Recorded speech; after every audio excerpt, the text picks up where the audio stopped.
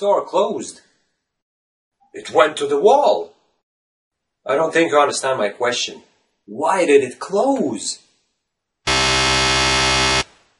Went to the wall means to go bankrupt. I'm not surprised it went bust. The owner was a big gambler. Listen, why can't you pay me back? Sorry, the check jumped.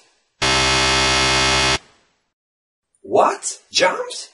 Checks don't jump. They bounce. Alright, the check bounced. When a check is returned by bank because there isn't enough money in the account to pay the check, it is said to bounce. I bought a lemon. It looks like a car to me. I mean, there's something wrong with the car I just bought. What's wrong with your car? It just won't start. Lemon in this case is not a fruit, but it's used to describe a car that was recently purchased with a lot of faults. I think I'll tell the boss exactly how I feel. Never chew the hand that feeds you.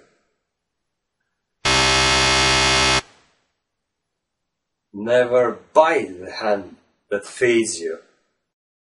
Why would I bite someone? I just meant be nice to people. To bite the hand that feeds is to insult someone who might be in a position to help you.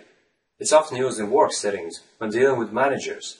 Bite is to insult, and the hand that feeds you is someone who helps you. So never insult someone who helps you. Rich people always get what they want. Money speaks.